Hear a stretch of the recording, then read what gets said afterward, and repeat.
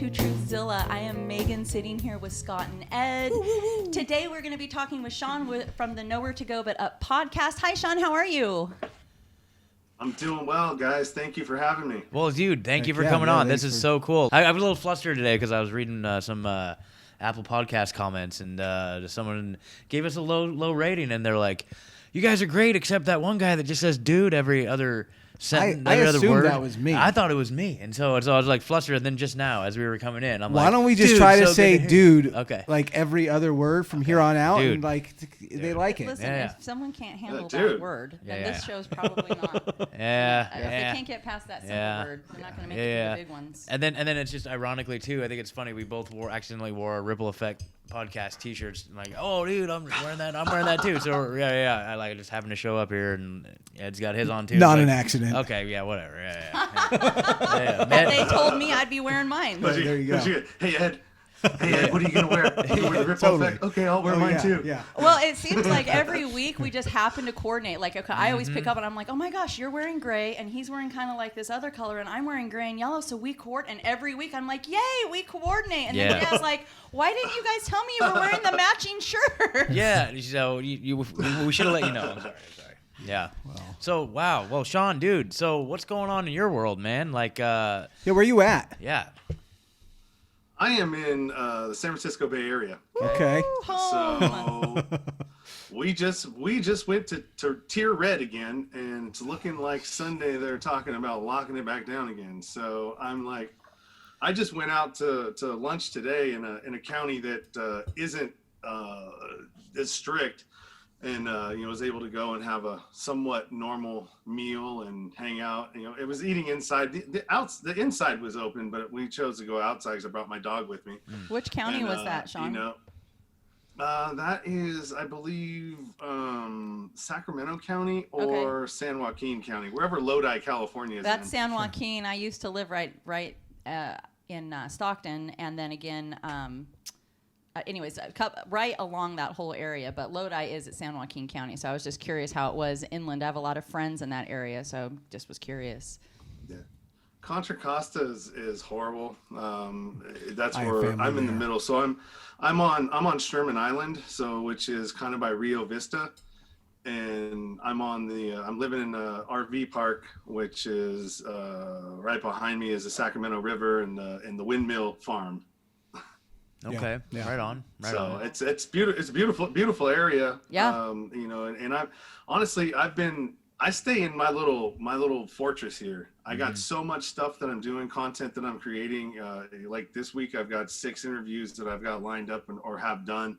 I've got over 50 some odd that I got to publish still. So it's like, I'm really good at recording and getting guests and doing all this stuff. It's the editing and that I just cannot stand. Wow. All the stuff to do that, it's like, oh man, because it's not fast. I mean, it takes me about 6 hours, and I have show note writers. So I mean, they take an hour off of my deal, but I mean, I still got like 5 more hours in the whole process of having to listen to it again, so I know what I'm talking about. I don't know, because some of these that were done 6 months ago, it's like, fuck, I don't remember what we talked about. Yeah, is it even relevant anymore? Oh my God! Stuff even like a week ago. It was like, man, I can't put this out right now. Like that's one of our obstacles too. Is that like we generally have a Sunday release date, and then we usually record on Wednesday, Thursday evenings, just because that's the best time that our schedules line up. But just these last few weeks, it's like, God, if you record something on a Wednesday, by the time Sunday comes around, it's like it's old news, irrelevant. man. And it's like, maybe who knows what's gonna be going down in the world by Sunday, dude? Like. Who knows? It's crazy. But no, I feel like the whole post-production behind the scenes portion of this is there's a lot of work that goes into it. But it's fun though. It's a lot of fun. Do you do this full time or? No. Okay. I got lucky, and I wish I did. This is my wish could be job. Yeah. Luckily, I was able to, when COVID hit, I had been to the doctors. I had some issues with my tendonitis in both of my elbows from construction. Yeah. Doing a lot of work this way, and it just, I work in refineries sometimes, and I was up on a tower, and I almost lost they were shimmying up corrugated not aluminum, but stainless steel, and I almost lost it. And when when you're in a refinery, the biggest problem that they have is safety. So, if you drop something like that, it's a huge issue. So I was like, all right, well, I'm going to go have it taken a look at. And they did. The 19th, I think it was, of March is when the shutdown happened. And I'm like, hey, this is a good time to take a break, right? And the doctor said, yeah, go ahead. And so I've been on disability ever since. So Nice. I've taken that opportunity I'm getting paid, and I'm just going to go balls to the wall on my show and try to get it as good as I can before I have to go back to work in January. Totally, man. Wow. Or be able to pivot, Totally. or be able to pivot into something else. Totally, yeah. So Sean, I would just ask. So your show is nowhere to go but up. So what's the inspiration for your show? How did it come about? The whole premise of this podcast came because of my own personal situation, being in prison, having almost died 5 times, 3 overdoses and two vehicular accidents that were related to substance abuses. One was I was on I think I was on like GHB, and the other one had to do with something else, and it was and then starting over 3 times from zero, it was like, well, I think I need to talk about it. I need to talk about it. I need to talk to other people that have been through bottoms and life struggles, and I want to hear how they get through it. Podcasting, I really took hold of me when I started listening to Joe Rogan a few years back. And being in construction, what I do is I'm usually working by myself all the time. So I had 8 hours a day where I just had my earbuds in, just listening to podcasts. And, when I got sober off of meth in 2010, and, prison didn't do a whole lot for me. It didn't help the behaviors. It didn't help any of the rehabilitative type of processes that you need when you go to prison. Help is there, but it's what you put into it. It's not they're doing anything for you. So like I had 18 months in state prison in Nevada, and then I had 18 months in federal prison in Sheridan, Oregon. Yeah. And I didn't have enough time to get any programs, because I had such a short amount of time that there's waiting lists for people to get in there. So, I literally, all I could do is work out and get healthy, but that's the outside. The inside is what was corroded. Yeah. And, I didn't, and it's, I guess if you're in the program and you're working the steps, that would be your 4th step that you got to do to get rid of those demons and all that stuff that you're holding on to inside. That's untreated trauma, which is really, that should be what's the public safety issue. The top public safety issue should be untreated trauma, because everything else spills out from that, And I kind of went off there, but no, that's great, dude. No, dude, that's what we were getting into. You're amongst fellow addicts here. Yep. I'm one. Yeah, as well. Me too, man. I got clean in 2010 as well, so. I can relate, right, man, awesome. For sure. Yeah, it's interesting. We go on Union and whatnot, and you see there's actually quite a few of us that are clean and podcasting and speaking out against the stuff we're speaking out against now. So it's I've kind of wondered what the correlation is. Just like it's just maybe I don't know. I know for me, like I always feel like I've seen like both ends of the spectrum. So like there's something valuable in that, I don't necessarily want to go back there, but like, there's some street smarts you get, right? There's kind of, so you understand it a little bit, Absolutely. The way I look at it, it's like, so by going down to these deep, dark holes of like, depression and desperation and just all that stuff, right? It's like increased our capacity to feel that much like equal but opposite joy and just appreciation and gratitude and everything. It's like I can appreciate things so much greater now that I have that perspective too. It just creates a more whole experience. Maybe I don't know. I'm not. All the stuff I went through, man, I wouldn't trade it. Probably the only thing I would trade, because I've thought about this before. Like I'd say I wouldn't trade a single thing about any of that, because it took me to where I'm at today, which I'm super grateful for. But the only thing that I kind of is like, well, the harm that I caused, there's harm like with my family and stuff, you know what I mean? And it's just like that. There's some of those that are just what they call the living amends that you have to make, you know what I mean? Just living your life in such a way that you're not causing more harm and, not doing those behaviors again or anything like that. So, but yeah, man, it's crazy stuff. But I'm grateful for it. I'm grateful for it. But it is kind of interesting. It seems like it's a very clear trend, like in the alternative media, like maybe like conspiracy community, where a lot of people are in recovery, or if not in recovery, like I've just decided like that doesn't serve me anymore, and through that, have woken up to all these other things. Like I don't know what that's all about. Like I don't know. We're divergent. That's what it is. Yeah. We're the divergence. Yeah. And I think through my whole using, and like I started it. The first time I took I had meth was probably and it wasn't meth when I did it was crank. That stinky nasty shit. And it was probably I would say I was a freshman in high school. And so from that point on, I mean, I got in a lot of trouble up to that point, but I mean, that's when that really started. And then it just didn't stop until I was about 30. I think about 2004 is when I fell. And then 2006, I got out.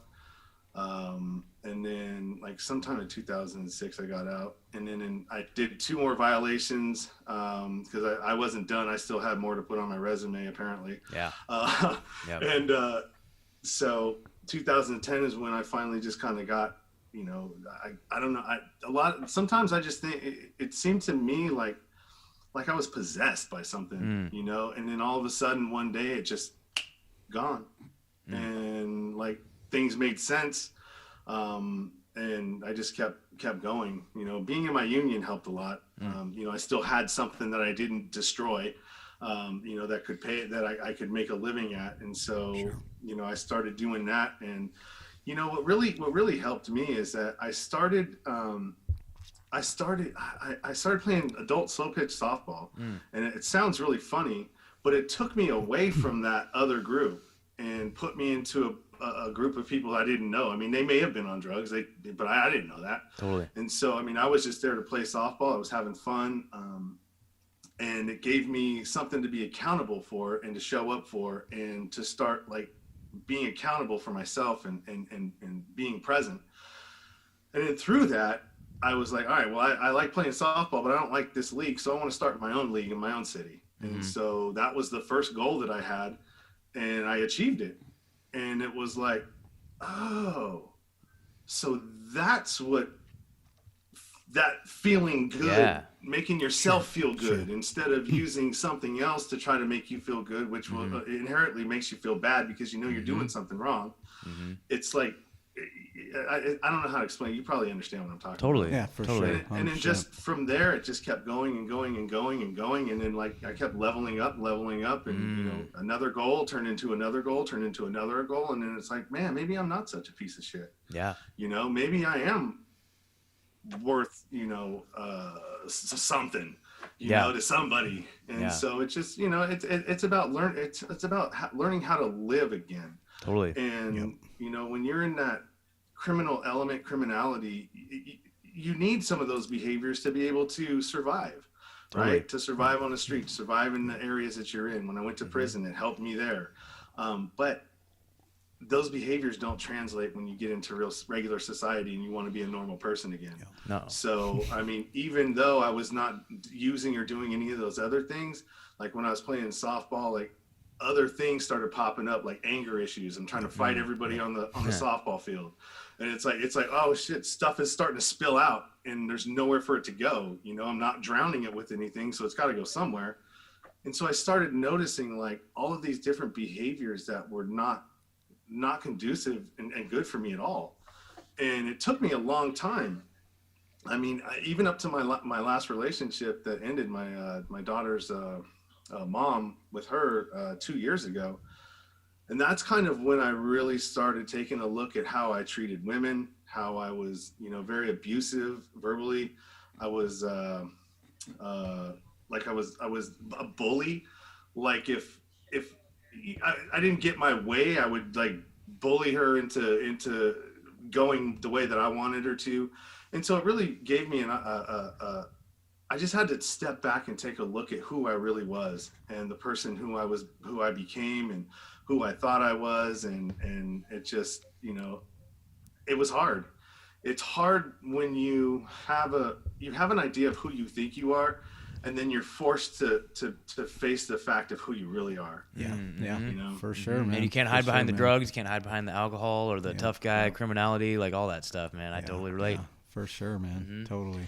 One of the things I really so enough about me. Yeah. Let's talk about you guys. Well, no, I mean, I loved what you were talking about there about the, you know, just finding a community of people, you know, to come together with, you know. Like, I think that's the biggest asset that any of us have. Like, I think regardless of what you're struggling with, you know, whether it's addiction or whether it's, you know, just anxiety, depression, you know, whatever trauma it is, you know, survivors, you know, of various different sorts of traumas, like finding your community, finding your people, finding people who your tribe, survived what you've been through and can guide you and lead you along, maybe. And then for me, what I found has been the biggest thing is then being able to then turn around and give that back to somebody else who's just coming along, and being able to impart that onto them the way it was so freely given to me. You know what I mean?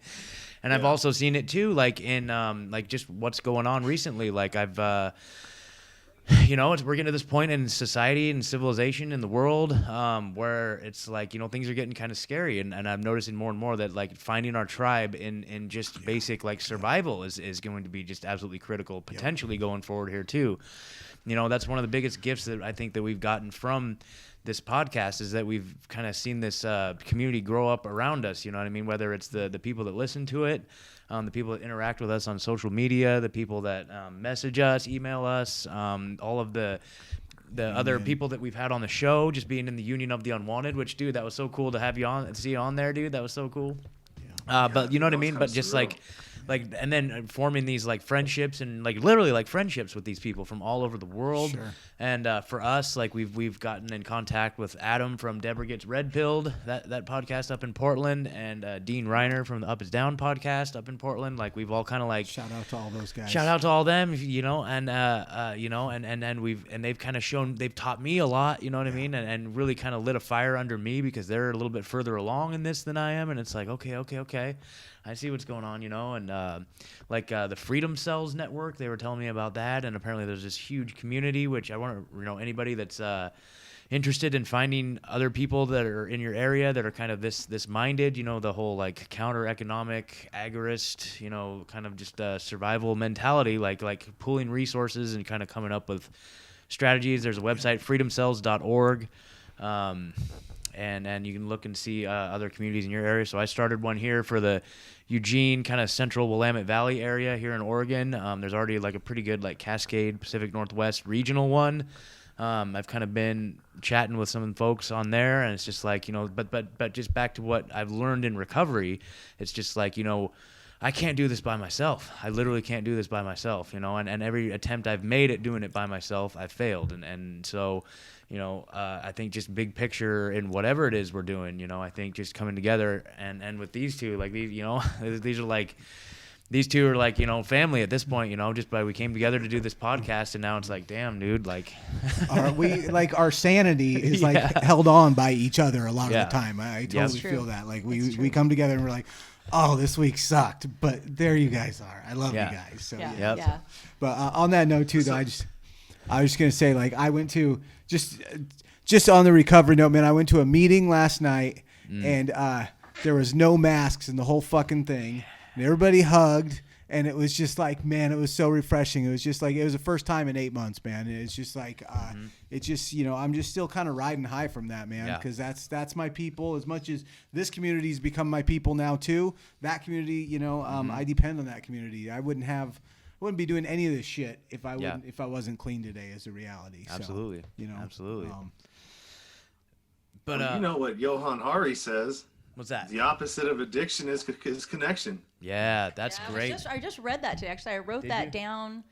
I wrote that down a year ago, May, and I was going through an old journal and reading through some things that I wrote, and I wrote that quote, and I just read that this afternoon. That's funny that you said that. So, yeah, interesting. We're tapped in. into Check out Johan Hari. Okay. He's got some really amazing stuff. I just, you know, today I had a talk or a conversation with a guy named David DeRocher, and he did a TEDx talk. I'll give it to you, dude. It's amazing, man. Nice. And you know, it's about therapeutic communities, because there's one down here called Delancey Street Project, and he went through that. And this guy had, done 22 years, 4 different stints, and he ended up getting it, and he runs his own in Utah now. He's got his own therapeutic community that's modeled after the Delancey Street Project. And so I reached out to him after I saw, I'm in like a reentry coalition for people coming out of incarceration. Cool. And I got a nonprofit that I'm starting or about to start in my area to do the same thing. Wow. And so I kind of wanted to talk to this guy, because one of the women that was in the group, she sent it to me. I saw it. It was so moving. Like, this guy is an amazing speaker. And I was like, oh my God, I need to find this guy. Within 40 minutes, I had contacted him, gotten contact back, and set up a time to do a podcast with him. And so I think probably in the second week of December, I'm going to go up to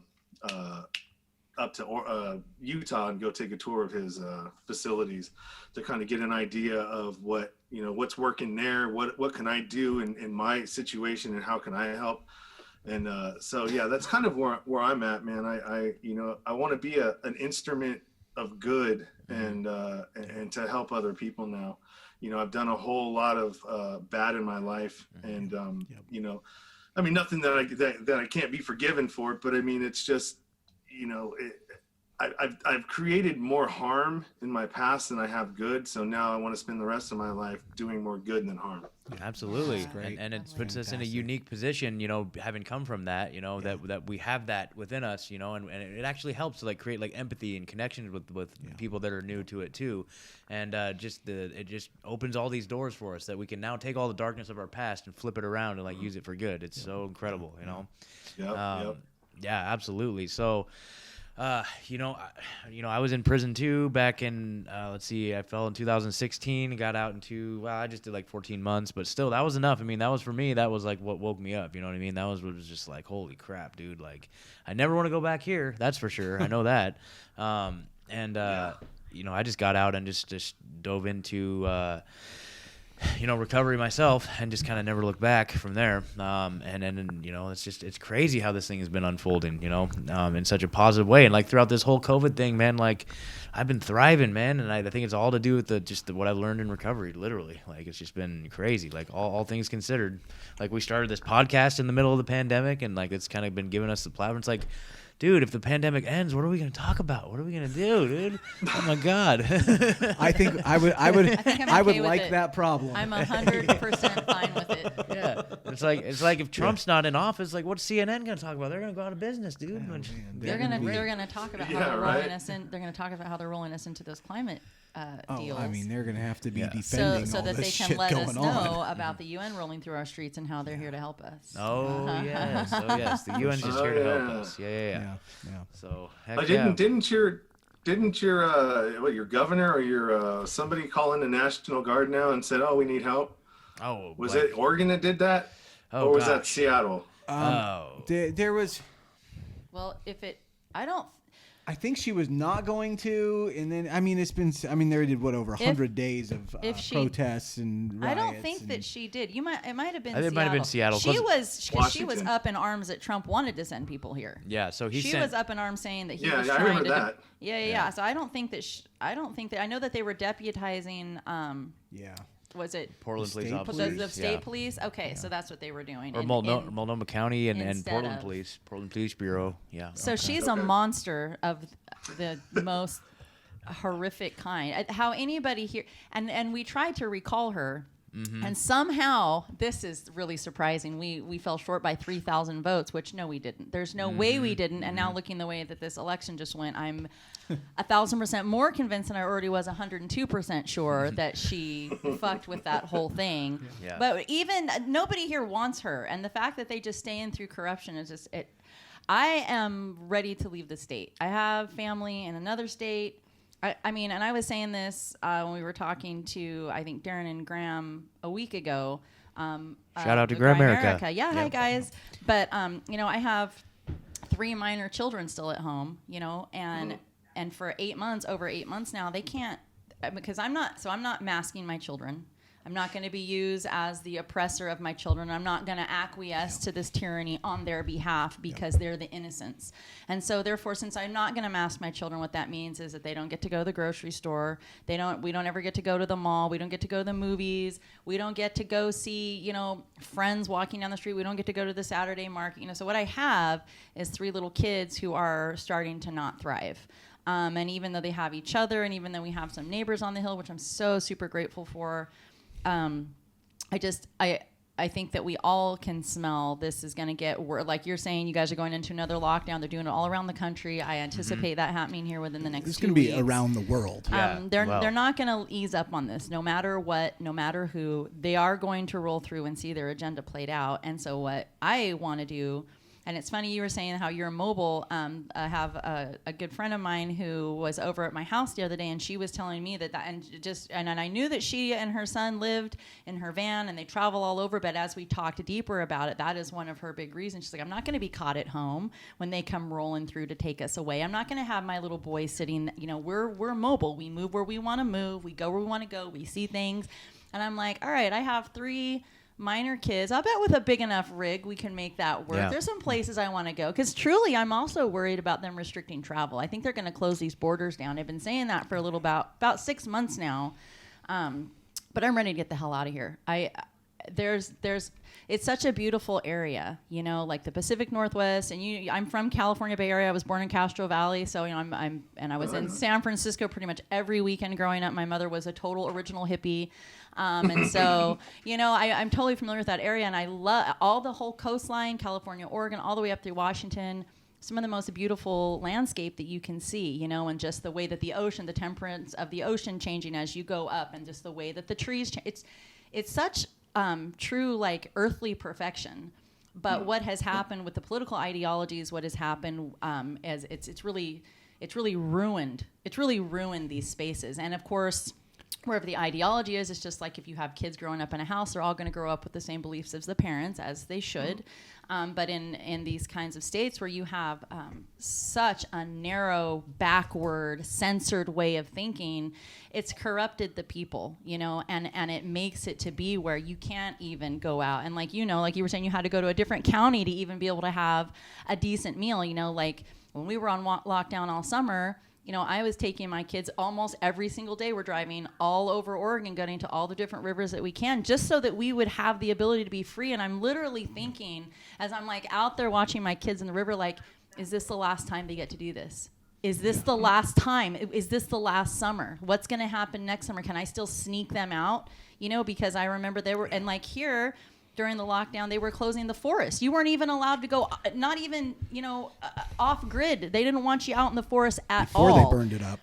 But yeah, that was before they set it on fire. But yeah, so it's I'm done with this place, and the thought of leaving the ocean behind is almost more than I can emotionally take, because I feel like I always say the ocean has no memory, right? Whenever you're looking at the ocean, that's what's cleansing. That's a soulful cleanse. So to move somewhere, you know, further east, or to move like, you know, Midwest, something like that, it's appealing in terms of, because it's not just me to think about. You know, if it's just me, well, I'm going to throw a backpack on and I'm going to escape to the mountains, and you know, we're gonna figure it out. But I have 3 little people. I have pets. You know what I mean? The pets, the pets. Well, I can't leave. I have the cutest dogs, and it's not even arguably. I for sure have the cutest dogs on the face of the planet, and they can't be left. So, but anyways, but you're not gonna tell us how cute your kids are. You're gonna talk about it. Just like, come on, like I have the cutest kids, is what. I do have to say though, as far as like governors go, possibly the only one worse than ours might be yours. Gavin Newsom is about the picture. You can see. I mean, when he speaks, I am just like, there's demons behind his eyes. What is going on? Do you see when especially after the fires? Remember, guys, when he was standing there and he had like all the burned up wreckage behind him, and he was like, he had that crazy, like that grin, that psychopathic grin, and his eyes were all like alive behind, and I'm like, that's demons. He is a demon. That is demons. You can see that in people. Yes. He's got the black his eyes going. Yep. You know how that goes. This way. Oh God. Yeah. That guy's kind of crazy, man. I totally get what you're saying, man. Like for me, when I lived in Vegas, I did horribly. You know, I'm a fire sign. I'm in the hot area. I didn't do well. When I went to Phoenix, Arizona, same thing. So Las Vegas and Phoenix, Arizona, I did horribly. As soon as I come back to the water, everything works out for me. So it's kind of weird how the area and where you are and kind of like, I don't know, man. I'm not really woo-woo, but I do believe in the universe, and I do believe that we're all energy. Yeah, and I do believe that this is nothing but a big ass antenna, and it should be working the way that it should. We all have telepathic abilities, but with all the EMF around us, it's being drowned out. It is. And so it's crazy when I go above all of that, and I go into the mountains, as I usually go every year. I didn't get a chance to go this year, and when I go up there, it's weird, man. Like there was one time when we were thinking, me and my dad were like, all right, well, we went up this way, and I didn't realize that my back tires had a 4-wheel drive, and this is the only way you can get up to this lake is with 4-wheel drive. And so my back tires were kind of bald, right? And I'm like, holy damn, I forgot to change them. And I didn't get new ones. And so I was like trying to find a different way to go, but I didn't want to go a different way because I didn't want to get stuck, right? So I'm like, damn, I know there's another way to go over there, but I'm not going to go and check it because I don't want to get stuck. And so like probably the day before we were supposed to leave, and we'd been talking about this, you know, like, all right, so do you want to go over there? I'm like, I don't know if I want to go over there, Dad. I don't want to get stuck. And all of a sudden, there's somebody that comes over with some canoes and comes and rolls down. They're like, "Hey, man, do you mind if we come over here and launch our canoes?" And I'm like, "No, that's all good." And he goes, and I started thinking, I'm like, "Why don't you ask him?" I'm like, "Hey, man, which way did you come from?" And he's like, "Oh, we came out that trail over there." And I'm like, "Really? Can you like kind of show me, like, is it the way to get there and everything else?" "Oh, yeah, for sure, man." And he went and he, you know, drew a map for me, and it was like, dude, that's the universe's way of answering your, you know what I mean? But you have to be open and you know, to receive that. If you're not thinking like that, a lot of times we get signals, or we get signs that we never pay attention to because we're too busy not looking. Yeah. But when you open your eyes and you start looking around you and you know, there's a lot of stuff there that aren't just coincidences. Absolutely. So true. Yeah, it happens a lot for sure. Like sometimes I wear a Ripple Effect shirt. Yes. And Scott. Yes. Or sometimes Megan. I need to get mine. Yeah, I need to get mine, dude. man. Yeah. I haven't gotten one yet. And to speak to the ocean, I'm actually this week, I think on Sunday. Yeah, Sunday I'm leaving for 7 days. I'm taking my trailer up to Bodega Bay. And I'm gonna go crab fishing for 7 days. Nice. So my buddy brings his boat. I take my my rig, and we just kill it for 7 days. Like last year, we ended up with like 360. Wow. And we cook them, clean them, and freeze them right there on the spot with a deep freezer. And when we come back, we give it away. Wow. Yeah. You know, I give it to people like family, you know, friends, babysitter. You know, we just hook people up with it, man. So you go out for 7 days? Mm-hmm. Wow. When are you leaving? On the 15th. Okay, so we'll see you about on the 14th, just so we can be ready to go when you go. Yeah. But Yeah, that's hilarious. I worked at a fish market for 13 years. I've had my share of crab. Yeah. I still I love was it, just thinking but- about getting on a boat for 7 days. That was a part. Oh yeah, for sure. I know. Yeah. I'm just On like, the ocean, immediately no to me, less. I'm like crab. Yeah, for sure. Oh yeah, for there was sure. one time we went out, man, and it was pretty crazy. It was down towards Monterey, and we launched, and we were fishing, and all of a sudden we saw a school of whales, humpbacks, feeding, just like you see in those movies where they all come up out of the water and they go back down. And they were moving around us for like maybe an hour and a half, and like I was aware of where they were and what they were doing, and all of a sudden I see one right off the bow, and it's an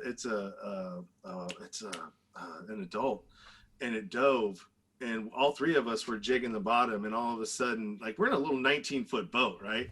Like this thing could just come up and destroy us, and all of a sudden all of our lines started moving away. He's under the boat, went underneath it, and so two of their lines, they got severed because they had they weren't a strong test. Mine managed to slide off of his dorsal fin, and I can feel it the whole way as it's going off of his barnacles and everything else on his fins. And that was the first one. That was pretty scary. I'm like, holy shit, man, what are we gonna do? I'm like, man, that's kind of creepy, dude. I don't know if I want to. Maybe we should leave. And he's like, no, they left. And what ended up happening, like an hour later, there was some juveniles, and and the whole thing started moving towards us, the pod.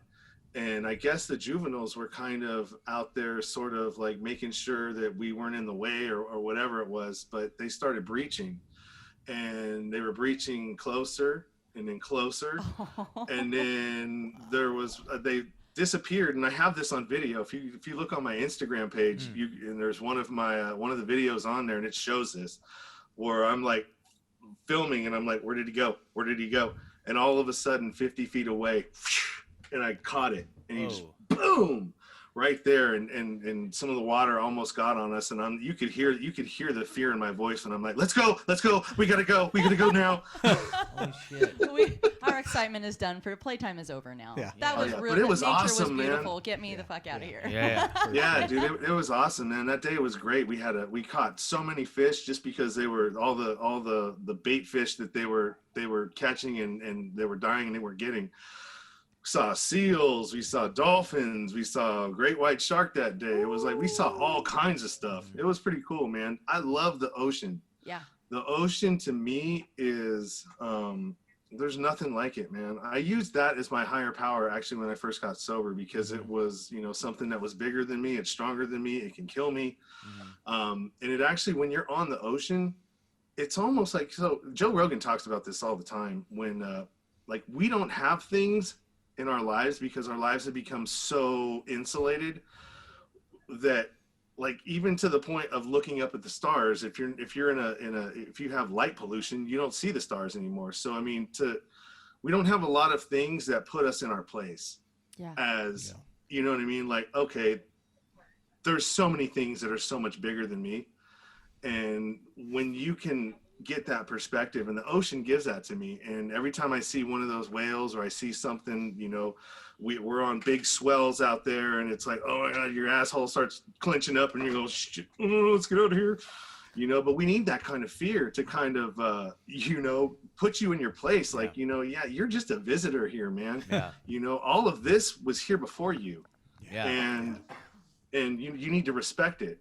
100%. These whales, we need to get out of their way because we're in their home.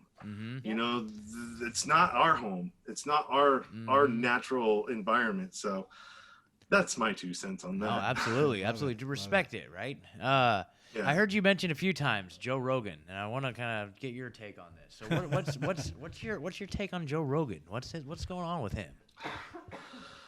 It's hard to tell with him. I like a lot of his guests. I like his style. Yes. I've been a Rogan fan since I've been watching him since the Fear Factor days. And he's just, to me, news radio. I never watched that. I didn't know him then. I knew him from Fear Factor, because I used to watch reruns of that in prison all the time.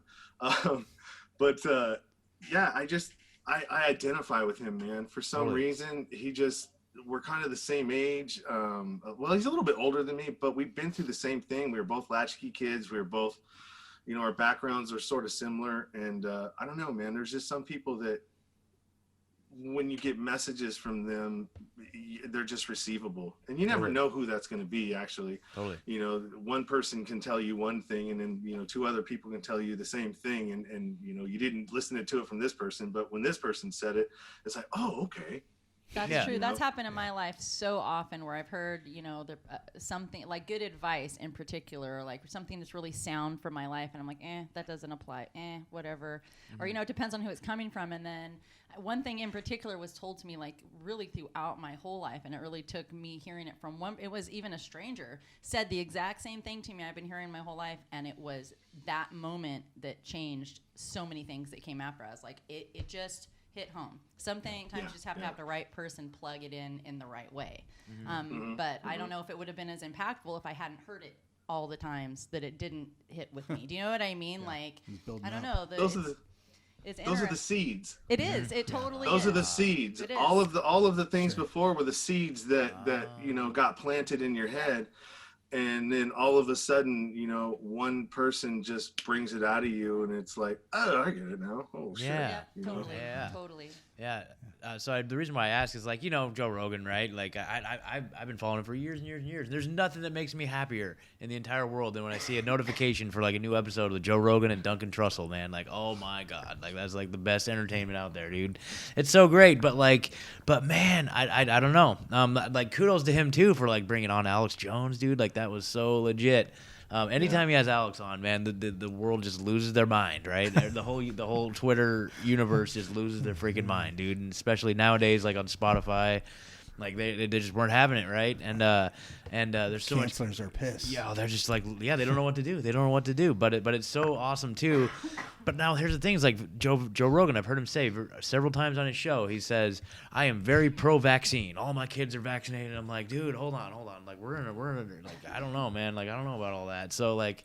Super irresponsible. Yeah. I find it to be irresponsible and disappointing. Definitely. So that's kind of red flaggy, but you know how the whole controversy is like, he's controlled opposition, he's CIA, he's been compromised, that whole thing. Do you get that sense at all? What do you think about that? Is he pushing the established narrative, or is he trying to squash the voices of those who may be trying to speak up? Or is he, does he have a gun to his head? Like, what do you think? I don't know, because he talks.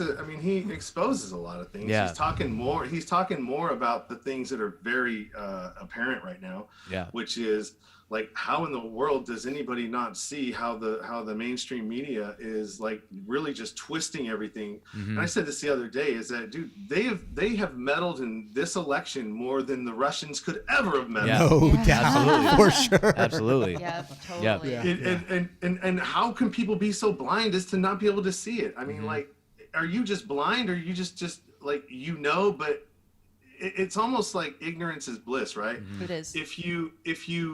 If you know better, you need to do better. But if you act like you don't know, then you don't need to do better. Yeah. That's it. It's almost like that, playing that ignorance card, like, oh, if I just go through, just not paying attention to what's happening and just live my little life of mindless consumption and trying to get to the next thing, whatever that is, that you're trying to purchase, or whatever it is, man. It's just I hate that everything has been inverted. Our reality has been inverted. What we thought wasn't. I mean, just from just our monetary system is a perfect example. Yep. Like, how many people don't understand that taxpayer funded it doesn't make its way back around to pay for shit. No, Right. absolutely Those not. taxes don't circle back around. No. Right. All right. It's a fiat currency. It's spent. It's created into existence, and what they do with it is like the $7 trillion that they infused into Wall Street. Yeah. Dude, that's horrible. I mean, it's completely. It's frustrating. Yeah, it's crazy. Like, to me, that just shows their hand. Like, so some of us know, like, the money, money keeps us on the hamster wheel and running and going out each day and working on our jobs and, this and that. But, like, in the big scope of things, and especially at the level that they're playing, the Federal Reserve level, like, money has no meaning. It no longer has any meaning. It's something that you can just turn on and off with a flick of a switch. You can just put $1 trillion into the economy, like, at a whim. You know what I mean? And it's like they've kind of shown their hand in that, by just $1 trillion a day to Wall Street, to the banks, like, they're just showing us that money really is just like this fabricated thing. And so I don't know, it is kind of alarming though, just when we're at that level, and I think, I don't know, like, I don't know how much longer, I don't know how sustainable it is, Well, I think a lot of people do have their heads in the sand about it, for sure. It's that willful ignorance, because and I've said this, we've all said this multiple times, but when you start going down any one of these rabbit holes and looking at any of this corruption, or any of this diabolical agenda, you start to find out that it's all a diabolical agenda, from our medical community to our schooling, Hollywood, our government, the media, entertainment, the news, all of it, and that is so extremely overwhelming. And even all of us sitting here saying, well, it's, thank God we found our tribes, thank God we found people in this community that we can relate to and talk to. And even with that, it's so hugely hard to accept, because this is, I'm going to be 42 years old, and this my entire life, really until COVID, I mean, I saw some things, but I didn't really start digging deep until the COVID thing, because that's blatant obvious. Blatant obvious. What else are they hiding? What are they keeping from me? What are they trying to do? What's the agenda? And the people who are seeing what's going on, and I don't feel that there's anybody who can, with any real articulation and any real grounded opinion, say that, oh, there's no fraud happening. This is all just, people who are dismissing it. Well, it's clearly not the case, no matter who you voted for. But the problem is that the people who did vote for the corrupted side, I think that they're okay with it. I really do. I see them being totally fine with it. And that doesn't surprise me, considering the agenda that they stand on anyways, because they're a bunch of corrupt cheats, and they're all about destruction. They're not about doing things the right way. They're not about doing things in a way that's about integrity or about actual forward progress. And we all know that that's not the case. And so the voices that everybody's hearing is that, this didn't happen, or it's not a big deal, or, I get, well, so what? We want Trump out, I want to strangle them to death. I don't do this. I don't do this because they will come for me. We're not condoning anybody else doing it either. But inside of my spirit, I get so frustrated because I'm looking at these people who are okay with it, and they're okay with it because it happened to their better social justice ideals.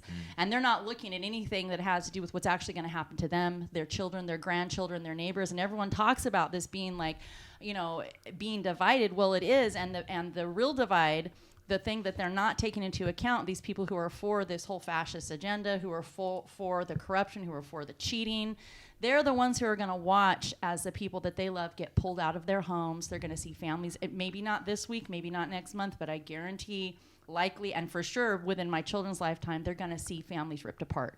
The military is going to come in and rip families apart. They're going to take brother from brother. They're going to take wife from husband, and they are going to march people off. And people are voting for that, and they're standing there with big smiles on their faces like, oh, this is just about equality. Oh, this is about Black Lives Matter. Oh, Kamala. Oh, Joe Biden. And it's a whole load of the most corrupt bullshit that ever possibly. I'm so upset by it.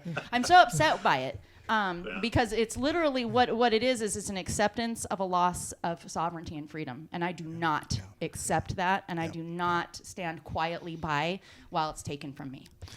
So I just have to say, so just so you know, Sean, like, it's always like me and Scott and Megan here, our podcast, it's always a success when we can get Megan going. So we just got Megan going. So success, yes. Love it. So great. I get a little fiery.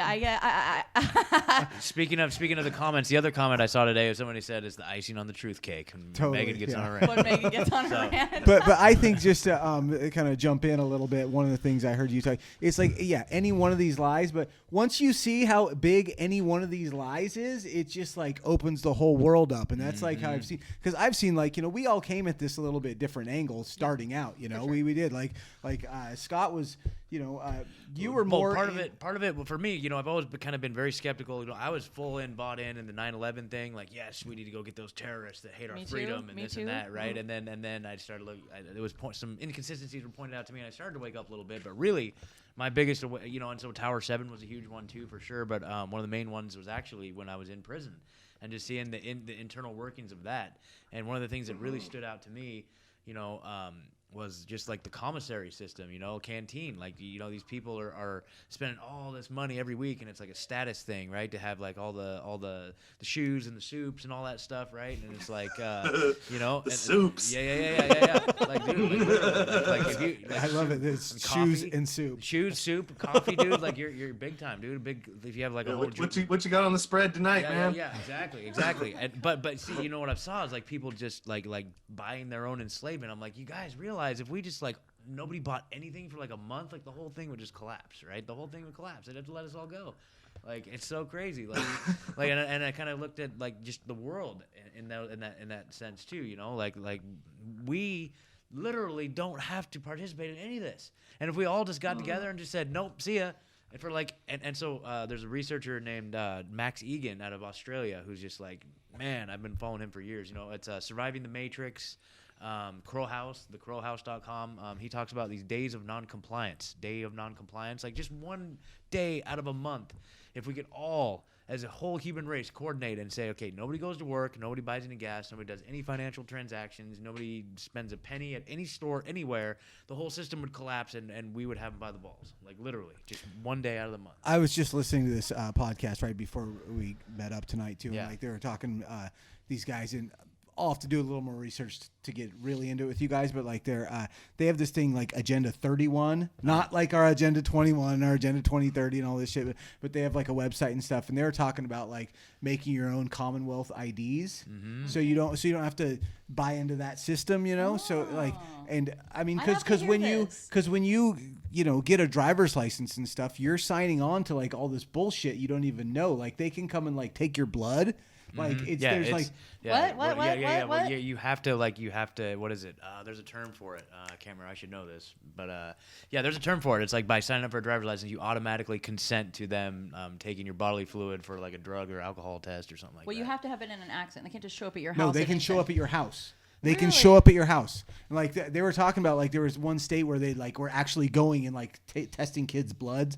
And I'll do some more research, but it's interesting, when you see how big the lie is and you start looking down these rabbit holes. I mean, that's my whole life is looking down these rabbit holes now, but like what are like they really testing for like, but you start questioning like why do I have to be in their system to drive a car? Yeah. Why do I have to do that? Yeah. Like that's an honest question that I just would have never thought to even ask before, right? Yeah, exactly. Because there's no other options on the table, right? And if we we've try been to so stand indoctrinated. against it, This is the system we live in, and this is the system that we all follow. But back to my other point though, it's like I have a vaccine injured child. I had questioned things before. I knew 9/11 was bogus. I knew a lot of these other things, but when I still thought come back to Joe Rogan, I still thought vaccines were safe and effective. all these experts, these doctors, there's no way they're going to lie on this kind of level, And when granted, it was my partner at the time who really did the deep dive, and I was fighting her on it, Right. But eventually I started looking in and I went, holy shit, dude. Holy shit, this whole world, they safe and effective. Are you kidding me? Right. Like, really? They don't have any science to show that, they can show in some cases, they can show that they're somewhat effective, but they can't really prove safety. But, right. We've gone into those deep, but I would rather, we know where I stand on this, but I don't, and I have, my 19-year-old was vaccine injured when she was very, very young, to the point to where, she regressed and couldn't walk anymore, and projectile vomiting, and, it went on and on and on. When in fact, we were seeing specialists that told us they thought that she had leukemia, and certain tests couldn't pick it up, so they were going to run other tests, and we were putting her through all kinds of hell. But she had a vaccine, and we went and saw a holistic doctor who also was a chiropractor, and within 72 hours, she was putting on weight. The vomiting stopped. She was walking. She was starting to get strength to pull herself up and walk. And we never, ever went back. That's it. And it is hard, like you say, Ed, because we walk into these doctors' offices and these are doctors in the United States and probably many places else in the world. These are our quote unquote gods, right? They know what's best. The school system knows what's best. That's the lie that's been shoved down our throats and forced into our ears. Rockefeller medicine, baby. Absolutely. And the truth of the matter is that it's not that doctors Gates, are not well-intentioned, or even that they're not well-trained. These people are immunizing their own children, but the fact of the matter is all of their schooling is coming from the people who make the medicine. These big pharma, they own the medical schools and the media and the media. And the government. Sure. And you're dead on. And so that doesn't terrify and empower more people to simply put their hands down on the table and step away is what surprises me. And the truth is, maybe it is happening on a broader scale than we see, but because what we see has been dumbed down to where we're locked in our houses, we're not allowed to talk to anyone, we're not allowed to touch anyone, don't look at me, I won't look at you, you're not a human anymore, and neither am I, and keep it to CNN. Keep it on Facebook. We'll tell you what you need to know. So I'm done with it. But my point was, it's in so many words to get around to. It's like once you see how one big lie how big one of these lies is, the whole deck of cards, it just tumbles. The whole house cards tumbles, and you look at it all differently, man. And that's why we're seeing when they do something like COVID here, it's like there's all kinds of different people that had seen their own version of the lie. They all start coming together. And they all just started coming together and putting the pieces together. And that's why I think this agenda is moving so quick, man. And I think we're at a time right now, like, I am really scared that it's, I mean, we say it all the time, but it's like, I feel like they've kicked it into overdrive. Like, and maybe it's just the rhetoric I'm seeing right now. The stuff hasn't happened, but I believe it's happening. And they kind of know how fast they woke so many people up, and they're kicking an overdrive to make sure that they squash it before it goes any further. Yeah. They are. That's like perfectly it's happening. Yeah. So man, it's crazy. So Sean, so if we have nowhere to go but up, like where do we go from here? What's the solution, man? Now maybe not the solution. I don't want to put all that on you, but how do you see this? Like, what do you think are the next steps here? Like, where do we go from here? It's hard. It's hard to say. I mean, yeah. I think the only way that we beat this, aside from reforming the media, media reform, and take away that ability to use propaganda against the United States population, that's where the problem is. Yes. Because you've got so many people that are like my parents, anybody that's got some grandparents. I mean, they literally live on CNN, Fox News, mainstream media. You can't tell them anything. I mean, my whole family is like, oh my God, please God, the bride won. Life's gonna go back to normal. Oh, God. Oh no. And it's like, I'm thinking to myself, I'm like, God damn, I got to go to fucking Thanksgiving with you guys. Don't wear a mask. Yeah, and it's like, California has crazy Thanksgiving rules. Sorry to stop you. Yeah. I'm just thinking about a California Thanksgiving. Oh. And so, I mean, that's where the first thing that needs to happen. Either that, or we just need to keep banding together and amplifying signals. Yeah. And they use the media against us when we need to start using our own media against them. Yeah. Yep. And start organizing and getting I don't know I don't know, man. And part of me is like, well, fuck, these guys got so many goddamn weapons that, like, even if we tried to like mount some sort of offensive, a mutiny or something, it's like, man, they've got just like what's his name said, R.G. Griffin, that they've got these things where they can cook us from the outside. Yeah. So I mean, like, or inside. Yeah, they do. Just from a truck, from microwaves, and so I mean, it's like they've got they've got us on that. We got to figure out a way to bring people together and expose all this stuff. But I mean, it's almost like the problem has gotten so big that it seems insurmountable to be able to do anything at this point. I thought Trump, I mean, I'm not a fan of his. I don't like a lot of the stuff that he does. I think he's funny as hell. Yeah. I like some of this. I like what he's clowning on people and doing what he does. But I mean, I thought that having him for another 4 years would give us at least enough time to mount something. Yes. You have the libertarians and the Green Party, and all these other third party options. You guys need to stop fucking around, man, and get together and figure it out. Right. Yeah. You got all of these Democrats that went red, right? They only went red because they thought that Trump might have been the lesser of two evils, which he is. Correct. And they need a home. They only did this for this election. Where are they going to go? They need somewhere to be and to be accepted. And that's where I think it is. But I mean, even if that happens, I mean, look at what neither one of them's conceding right now. So I mean, this is going to be a face off to the end. Yeah. And I don't know if it's by design. Is it to bring in the chaos and the new world order and the one world government and have the UN come in and take over, because our own military is not going to be able to.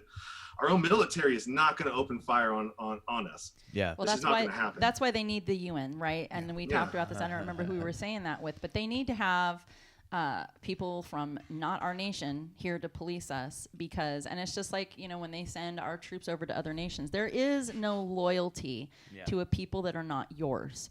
There is no empathy, especially if you're coming from a nation where, you've been the nation that you're going into has been a villain, or you've been told that they're villains, right? And we know the way that our media is controlled here. Let's not think that it's not being done in, other nations. Well, we know how the world perceives us, too. Yeah. That's correct. And so I think there's that. And I think that you're right, Sean. And that's been, I think, the biggest struggle. And I said this, and I know we've all said this.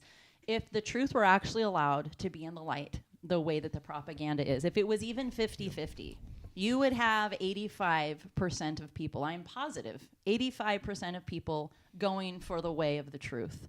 And there are always going to be those people who are completely empty vessels, and you can't do anything about empty vessel people because that is a soulful condition, and it's not something you can train or teach out of them. I mean, it's just the way it is. If you're disconnected, you're disconnected. But the reason why people are, like you say, relatives glued to CNN is because they don't know. They don't have another way of being awoken, and this is what they relied on for 40, 50, 60, 70 years. And two, 20, 30 years ago, the media wasn't scary like it is now. I mean, we now all can look back and go, yeah, we've been being fucked the whole time. But it was a whole different animal, right? Oh, yeah. This is a whole different animal. Even though I'm saying the agenda for our nation and the agenda for the world has been going on for 65, 100 years, but the media itself has become a different animal, or become a more vicious dog. And if we were actually allowed to just, if something as simple as if Facebook didn't censor, if they weren't pulling down the truth, or and Twitter. They weren't any of that, any of these main platforms, people would be awakened. It's because they keep us, and I say that's part of the agenda with the COVID, using COVID as the mask, quote unquote, the mask to roll out the New World Order under the progressive climate change initiatives, which is absolute garbage, and we know what that's all about. But it's simply a matter of not letting us to unite, and that's the biggest thing. And I know Scott was talking about the freedom cells thing. I still need to look into that, but that is the hope. Everybody, we have to find a way to get to a platform where people who would like to live free, and free in the sense of where we still make our own decisions, right? But I want to have informed consent. I want to be able to, I want my family unit to not be corrupted by government influence. I want the family sovereignty, and I want the person next door to me who has completely polar opposite views and ways of doing things to have their way of doing it also. But I don't want the truth withheld from them, and I don't want the truth withheld from me. I don't even want propaganda withheld from me because I want to be able to make my own friggin' decisions. That is the war that they have inflicted on us. That with the psyop of distancing us from one another. That's the dehumanizing. And I said when they started this whole 2 weeks to flatten the curve crap, that they were going to come for our kids. They have to come from our kids. That's why the whole social, the public school indoctrination thing starts younger and younger and younger and younger. That's how they have to get them, right? You got to school them young and corrupt their minds right away, teach them to repeat and not to learn and not to think and not to question and not to research. That's how they have to have them to keep control. And I just, to me, it's just so, it's, to all of us, it's so clear. And they make it on purpose to where we cannot unite, we cannot come together. And when you start even trying, I even have a girlfriend who had for months, she had a Save the Children site, and that's all that went up was information about trafficked children, children that were missing locally. Totally on the up, and they said that it was against their community standards, and about 3 weeks ago they pulled her down. And and so it's just that, they are making sure that they are making us be to where we cannot communicate with one another. It's to the point where even we had to move to a whole different, encrypted platform to even be able to speak the three of us together about certain topics. So we don't get fact checked. Because even through Facebook Messenger. Yeah, we've been using Facebook Messenger for our group chat this whole time. Like, you guys, we got to get off and this trying shit, to send links like, okay, hey guys, check this out. Research or articles. It wouldn't let us send. And it will not let you even import it into Messenger. It's flagged immediately as banned. And it was happening to such, and it even happened a couple times where I would send them a link this was before they were flat out banning it, but a couple of months ago, I would send them a link, and by the time they would check it, I mean, not long later, 10, 15, half an hour later, it's gone. Yeah. Gone. So, but I just internet gone, not just Messenger wiped. The internet page is either gone or like it was like, you know how I don't know if you've checked. What was it you were clicking, Scott, and it kept like it changes. It changes you in can front still, of you. Like there's a CDC page where it's talking about what were they talking about? They were talking about. Weren't they talking about the camps? Yeah, well, it's kind of like their approach to shielding quarantine. approach? Yeah, the shielding shielding approach. approach. Right. It's quarantine. Yeah, quarantine it's basically camps. quarantine facilities, basically. Yeah. And CDC's For those like, who refuse testing. Yeah. Well, it's our quarantine FEMA camps. camps, right? Yeah. Those FEMA camps. that That's are what they'll be all over using. That's what all they'll over the use. place. They are.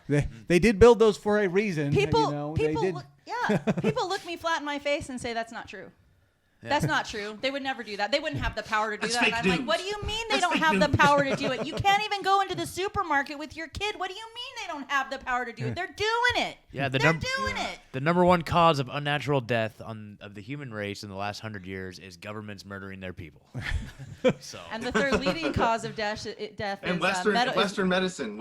Yeah. medicine. There you go. Third, There you third go. leading cause. That's it. And the other two have to do with the diet and health because of our Western the crap that they put into us, right? All of our MSG, Monsanto spray crap, in and the our air. fluoridated water, and our aluminum in the air, and the vaccines in our body, and everything that's making to where the poisons cross, the brain-blood barrier and the gut-brain, it's so diabolical, and it's so clear, and it's overwhelming, and it's scary to think about. But really, the answer is very simple, which is to simply step back from it. Yep. If we can just Don't walk participate. away. That's it. Don't participate. There is somebody. Go ahead, Sean. Yeah, no, it was so. I mean, a lot of the stuff is just so crazy. Like, there's so many coincidences that you know what I mean. When you stop and you telescope back out and you're going, okay, let's see this. Okay, so we can't go to the park where most people would, gather and, hey, you think this is crazy? Yeah, I kind of do think it's crazy. Right. Anywhere where we can congregate and say, and talk amongst each other and like figure it out. It's like, okay, well, and there's so many different coincidences. Like there's so many coincidences that you don't even have those many coincidences in your own fucking life. Yeah. Do the whole thing. That's how you know but it's yet by we've design. got like 50 of them in the last fucking 6 months. Yeah. PSYOP. It's like how do you not put like 2 and 2 together? How do you not see the patterns? It just doesn't make sense. And even to from the like I was the same way. When I first got into any of this type of this stuff, right? It was when I went to prison and I really started like when I was doing my pretrial for the federal system. It was there was a bunch of people that were in there for conspiracies, like ghost dope conspiracy. And that's what they're calling it. And wait, what is it that you said they're in for? What is it? Ghost dope. Ghost and dope. Okay. So somebody would tell on somebody, and these guys were in there, and like there was a couple of them that had moved on with their lives, right? And they sold drugs before, and they got their shit together, and they were no longer doing it. But somebody that they dealt with had used their name and said, yeah, I sold this guy, a pound back in the day. And they ended up getting brought in, and they thought that they could fight the charges, right? Because there's no evidence. It's just some piece of shit, trying to get some time off his sentence. And they thought they could fight it. They got offered 10 years with nothing. I mean, you get 10 years. I didn't even get caught with anything. What are you talking about? 10 years? Just because this guy said something? Yeah. And they went to fight it and ended up with 25. And I'm talking to a bunch of people. Like I've recorded at least 10 people from the federal system right now that are in there for the same thing out of the Northern District of Texas. And there is crazy. Like so what would be like, let's say all 4 of us were, we wanted to get high, right? So we pull our money together. And if the person that we go to, is under investigation from whatever, and we get caught up in this conspiracy, and all we were trying to do is just, make our money go a little bit further so we can get a little bit more dope, right? Sure. Well, they end up getting arrested, and somebody else starts telling on them, and it's just crazy, man. And some of the things that they enhancements that they were getting was like importation from Mexico, and these people never even went to Mexico, right? Yeah. Somebody said, well, I think they were importing, they had guns, they had all this stuff, but there's no evidence of it. Yeah. And so when they go, their indictments get superseded.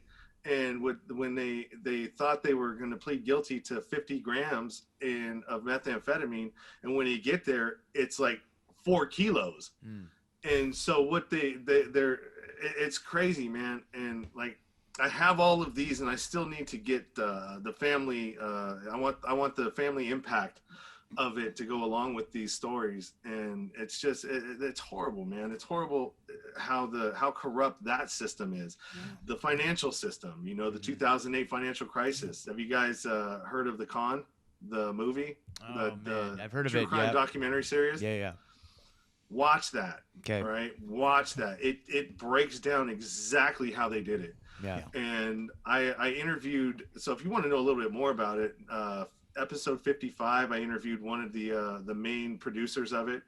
And then I think maybe in the 60s or early 70s is the other 2 producers of it. Cool. And then Ricky had him on. Remember me and Ricky did the swap cast where he had Patrick Lavelle on there? Okay.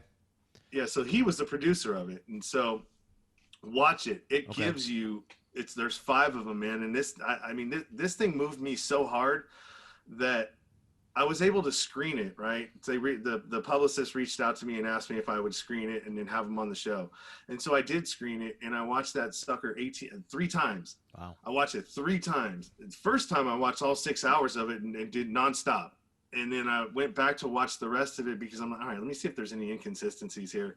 Couldn't find any. Yeah. And a lot of the times, so like The Big Short told you one aspect of it, right? Sure. One aspect of how they did what they did, but they didn't really tell you who did it, how they did it. They just gave you an example of something that happened. And this breaks it down from the whistleblowers to the, attorney generals that tried to stop it. And, in a bureaucracy, you can only go as high as your next level above you, right? So you give them the information. If they just said sit on it, which they did, and it just breaks it all down. Check it out. It's a really good one. Yeah, dude. And that's what I was thinking you were talking about was The Big Short. But now, the con. Okay, now, I haven't even. I'm gonna have to dive into that for sure. Yeah, so it's the first episode's actually free. So if you go to thecon.tv, you can watch that first episode, and I guarantee you it'll suck you in. Cool. It's really good. That sounds good. But I mean, it's all of these systems, like just like Charlie talks about in his book, the global octopus, right? And that's what it is. So you got the financial, you've got the media, you've got the insurance, you've got all these different things. And any time that it's you need a third party to explain something to you because it's so goddamn fucking confusing. Yeah. Of course there's going to be fraud in it. Yeah.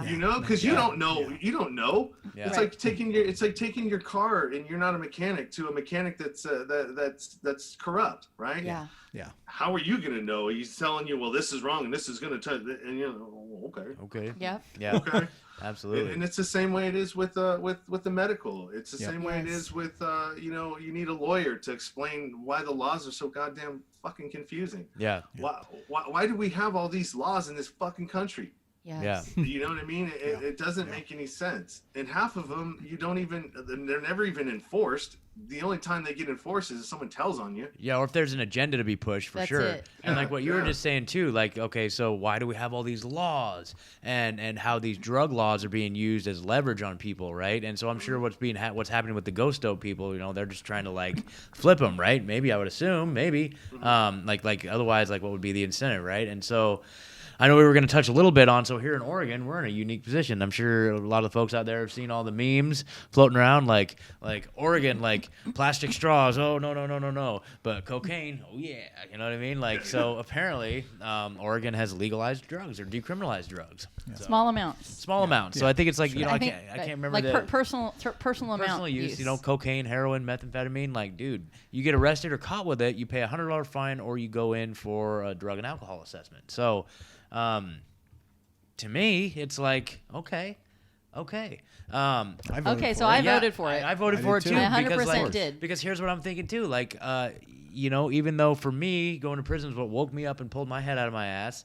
I don't know if that's necessarily. I know from a lot of people I know in there, and from seeing how people come out and the recidivism after people get out, like it's pretty much it's the rule, not the exception, that people will go back. Like almost everybody I got out with is went right back or still in, and so I don't know if necessarily I don't think that's the solution. I think we've proven over and over and over and over that the war on drugs is not the solution. What it does is it makes enemy combatants out of all these people that have like actual problems, and so I think the solution is to focus more on the treatment and the things like you're doing, Sean. Like I would love to hear more about your nonprofit, and like when you get that going, like let's boost the heck out of that, because that's the solution right there. It's not lock them away, throw away the key. We have other countries. We have case studies where they handle it differently. Portugal. And they don't have the crime, and the people are getting rehabilitated. Well, enforced rehabilitation doesn't work. Never has. There aren't any studies that show that. Not with sexual offenders, not with drug offenses, not with domestic abuse. All change has to start within and be generated by and be continued from the individual alone, and that's the way that works. And at the end of the day, in my belief, now I used to do foster care, right? And I'm all about rights for children and children being protected. And so when I voted for this, and so I had quite the backlash from a few people, like, how can you do that? What about the families? What about the kids? And at the end of the day, my choice is that the government doesn't tell me what to do to my body. And I'm not going to say that the government can say what can do to yours. You ingest and take and do whatever it is that you do as an adult. Now, if we're talking about someone doing something that's breaking the law and hurting children or hurting property, yes, then we deal with those issues. But you don't take an individual who, in and of their own sovereignty, is making a decision within their own body and saying, no, and off to jail if you do. I can't stand by that. I don't stand by that. And as much as that might create... It's a for-profit system. It really is. Yeah. And to feed people. The whole... Right, that's it. And it's just to feed that whole prison industrial complex. It's more... In my way, it's stolen money from the people who make up these, systems so that the government can even exist.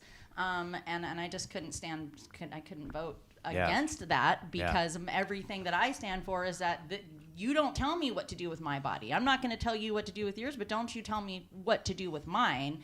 And I have to stand up for people's ability to do that, whether it's drugs and whether it's, and it can go even further into what people are allowed to do with their kids. Like in some states, they don't let you homeschool. In some states, they mandate you take your kids in and have needles shoved into their arms. I don't agree with that. That's not the government's job. It's not their position. And in fact, the government is supposed to protect us from those kind of tyrannies happening to us. And instead, they have become our tyrannical oppressors. And we all need to stand up and walk away from that. Yeah, absolutely. Well said. Well said. Yeah, that's great. Totally agree. So Sean, Megan for mayor. Hell yeah, dude. Hey, we've said that. Man, We've said that. I'm gonna run for governor. Megan for governor, absolutely. dude. Absolutely. We need more people that are willing to do that. Yeah. That's the problem, man. Is that we elect these people that. It was never designed for that. It was designed. If you went to serve your country in office, it was because you didn't want to serve your country the other way, right? You didn't want to go serve in the army or the services, so you went the opposite direction and you went into politics, and you were only supposed to be there for a short amount of time. You had a job that you left, you went and served your country, in politics, and then you went back to your fucking job. Right. All right. Yeah. These people don't have jobs. Okay? Yeah. They're career politicians. All right. It's like if you aren't doing this, what are you going to be doing? Well, I mean, this is what I do. Yeah. It's like, get out of here, Joe Biden. Well, they don't even represent the people. They don't represent the people anymore. The lobbyists. No, taxation without representation. Dude, they no taxation without representation. So they haven't been doing that for I don't know how long. They've not represented the people. Sure, and Biden, what the fuck is he gonna do, dude? What you could have done fucking the 8 years that you were in there, why didn't you do it then? Yeah. You know what I mean? If you were so happy about trying to help people. You know, you are the reason why we have this mass incarceration and 2 million people in fucking prison. It's so crazy. The people that deny that, or they say, "Oh, that's not what that was," and I'm just like, "You're all the way. You're a whole clown, and you're all the way stupid. You can't talk. You're a whole entire clown. You should be ashamed to open your mouth to me and say that." There's the episode title. Dude, the old Jack in the Box clown has more fucking integrity than you do. Exactly. Clown world, dude. Clown world. Holy shit. I just back to kind of almost ties a whole bunch of things, but I think the one thing that is good that is happening right now is I think a lot of us, like myself included, like I was kind of banking on the 4 more years of Trump to slow this thing down, and we could do something to get ahead of it. And I see people in our community and just myself, and I'm seeing we're getting active on a level that we weren't before. Yep. We're realizing that there is no one that's going to save us. That we have to do this on our own. Yep, that we have to get together. We have to look at what we're going to do when this happens. Because there's a lot of things that are in motion and happening, and things that we believe are coming our way that we're not willing to. We're not going to let them vaccinate us or our children. So that's so right now they're talking about, like right now, just today they just had, what was it, the concert tickets in order Ticketmaster said you're going to have to, you're going to have your health ID or to get your temperature check. COVID or, check. I thought it said I thought it said you had to have COVID screening. We've been seeing this thing come. We've known it's coming for a while, but this is just happening. It's happening. Yeah. It is happening. We're not going to sit down for that. So we have to organize. We have to be together. We have to have breakaway communities, realistically. Yep. If that's and we have to get active on that. And the government will not save us. And, as much as I wanted someone to stand up for us, like we have to stand up for ourselves. Yep. Even if Trump does get in, that does not give us the excuse not to stand up for ourselves and not do something. Like if somehow he ends up backing that's up. That's the grace of knowing that we have a few all the years. Q people that are like, oh, just trust the plan, sit back and wait. It's like, no. Trust the plan. Yeah. That's exactly. That's how we got here. I think trust in the fucking plan. Yeah, just do it. We always did. Yeah. Fucking great. Well, we all know that the writing is on the wall. It's totally clear, and we all will continue to do what we do and try to bring the truth to people. But the truth is, most of the people listening to this and all of us here speaking to one another know what's coming down the pipe. It's been planned. None of it is an accident. It's an agenda. It's a well-planned agenda with all of its contingencies in place. And society isn't. I literally read today on Facebook, somebody said, I can't wait for this to be over another few months and going back such and such with their kids. And I was just like, I think I have to unfriend you. I'm not, I know, like, I don't know if I can be associated with anybody that's speaking that narrative, because I would like to have empathy, and I understand people's hearts are that they really do want their lives back, and that's the heartbreak of it all. They do. Yeah. But it's a blind wanting of their lives back. We're not going back to the way it was. Governments of the world do not give freedom back to their people once it's been taken. But the distinct opportunity that those of us in this truthing community have is to do like what Scott's saying, what we're all talking about, which is to have a different collective, a group of us somewhere, and like we were saying, a breakaway society, Ed. A breakaway society where, at the end of the day, the power elite, they win. They come to win. They were born to win. They're going to make sure that they keep winning. Now, how much of the world population they win, that is yet to be seen, but it's not going to be me and mine, not without a fight, and it would be a fight to the death. But I can't be sitting in the middle of downtown Eugene, Oregon, in the midst of all the 5G towers and all the smart cities after they get done burning the fucking place down, once they overturn this for Trump, which I think is part of the agenda, right? We want to keep. They were all prepared to riot, by the way. 70 million pissed off Americans, and no cities burning to the fucking ground. But okay. But that said, let's be sure that they're prepared for that. And it's like, Black Lives Matter and the, Antifa, they've been saying, oh, well, fuck it. It doesn't matter that Biden's in. We want something else. Well, Americans are the true patriots. We're done with that. We're done with that. And we don't want to be sitting in our homes in the middle of these corrupted cities with the political ideologies that are basically bottom of the barrel garbage. There's nothing progressive or helpful to humans about them. We can't just be sitting around waiting for the UN trucks to come rolling in, or waiting for them to close the borders down so that we can't travel outside of our cities. And that's the whole point, right? They want to move us in from all of the, rural areas and get us into these cities. We need to be doing a mass exodus, not just off of Facebook, but completely out of the cities. And we need to be spreading out and sprawling in large communities across land. Not me buying a plot and him buying a plot and you buying a plot. We need to combine our resources. In my mind, I think we need to combine our resources and do a huge plot of land where a lot of people have a vested interest in that land, because what you have then is people fighting for each other truly, not just me fighting for my house and you fighting for yours. We're fighting for one another, and that's how you get a quiet army going, right? Those of us that are standing up and fighting for not a material thing, not a political ideology, but literally our own sovereignty and freedom, and that about the people that come up after us. So. Yep. Yeah, our children. Absolutely. Go back to the old school way of living, man, where you're bartering. You're not using money anymore. You're bartering services, and like if you know how to cut hair, now you what can I trade a haircut for? I can cut your hair. What can you do for me? That's it. And you get back into that, then you start building community again. That's it. You start building community again. You start building trust again with people. And you start real relationships. You build relationships. You get connection. You get all of these things that we need as people. That's how it started. Well, that's what they've been taking us away from. They've been taking us away from ourselves by getting us lost into technology for the last 20 years, and it's only getting worse, right? We've got Neuralink, and they like to turn transhumanism, right? They're moving us away from everything that's organically magical, powerful, and unique about not only ourselves but about humanity in general. And so that's absolutely true. Absolutely. Yeah.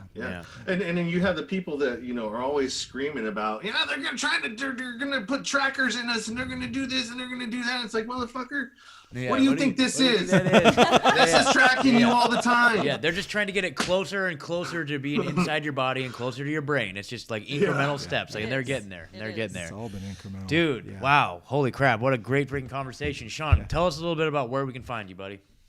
You can find me very easily, just one spot. You can go to linktr.ee/nowhere to go but up. And that is everywhere that I'm at on social media. Awesome. You can, social media, some of my, episodes that I've done on other people's podcasts. My first episode's on there. Nice. Where you can support the show. I do have a Patreon, but you know what? Cool. I'm pretty lazy, so I haven't loaded it up with anything yet. It's there, but you're not going to get much if you sign up there. Sorry. Hey, it's all good. Support it. Yeah, if you want to support, you can support.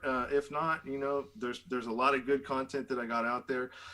There's some stuff exactly like what you guys are talking about. I'm gonna release one here pretty soon, and it's got other options that people are talking about, like the Ethereum blockchain, and being able to put videos and images on the blockchain where they can never be taken away. So they're starting to work on that. There's DAOs, digital something organizations. It's really interesting. We'll check that out. Cal Exit, there's a lot of movements going on where California wants to secede from the union. You got Texas that you can pretty much do it right now legally.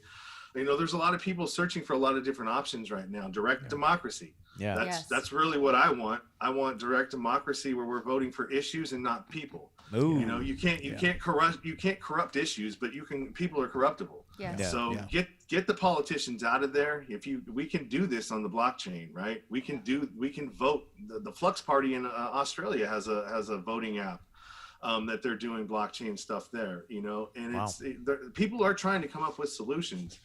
The question is it going to be fast enough? Because like you said, they know that time is of the essence, and that we're starting to mount our own things like we're doing now. And so I don't know, man. I don't know what the future holds, but I definitely know that I would much rather die than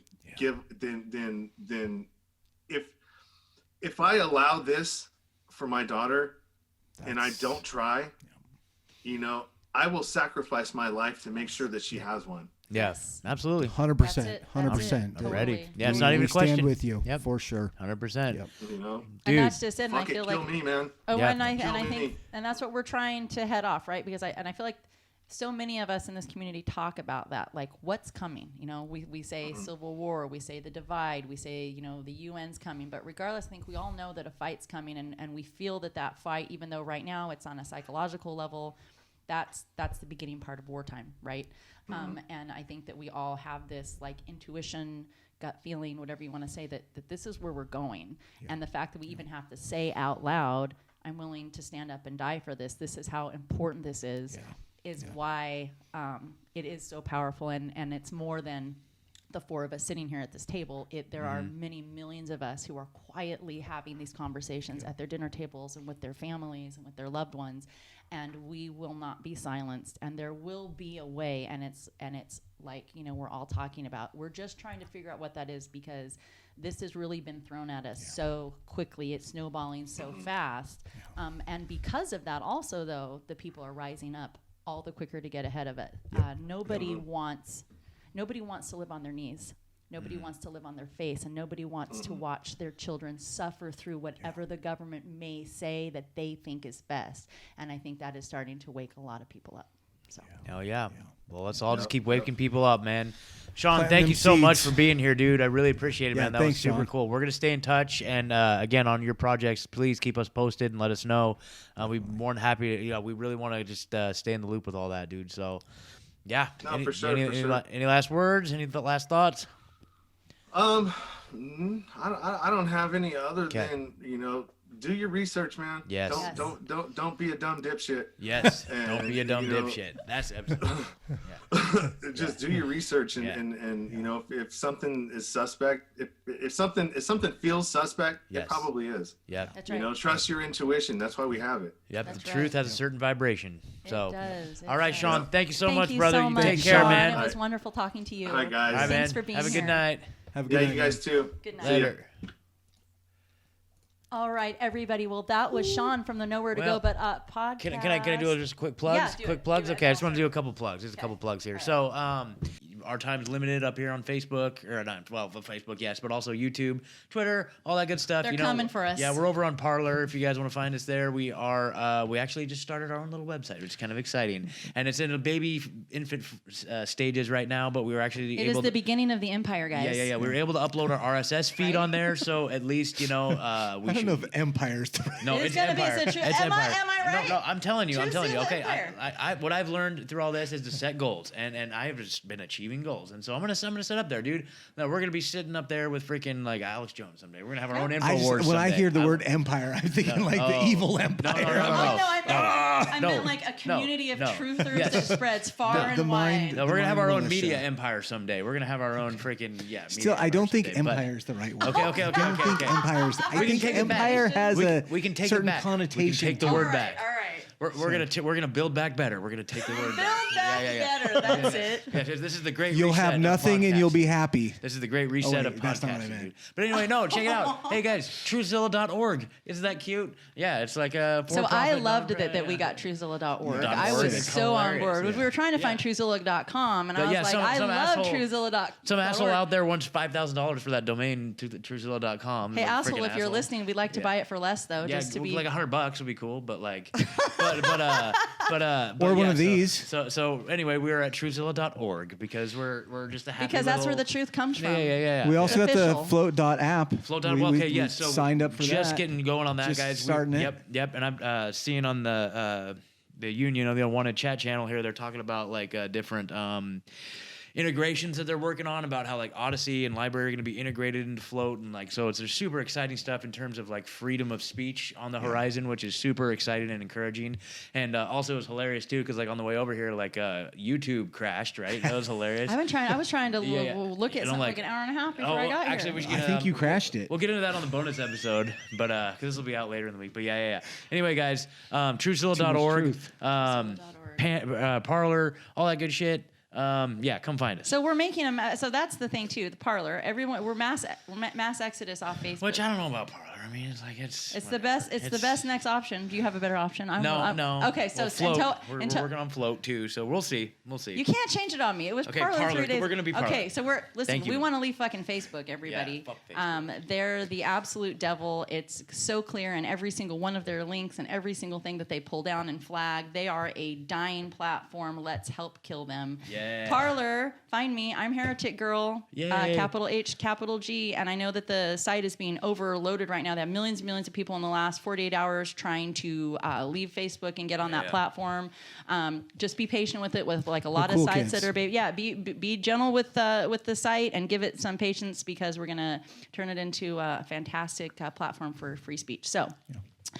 That it, guys? We're going to wrap it up here, you think? I think so. All right. Well, everybody, thank you so much for sitting in with us tonight. We surely appreciate all of your support. Thank you for spending your time with us. We are very appreciative for Sean from the Nowhere to Go, but podcast being here with us tonight.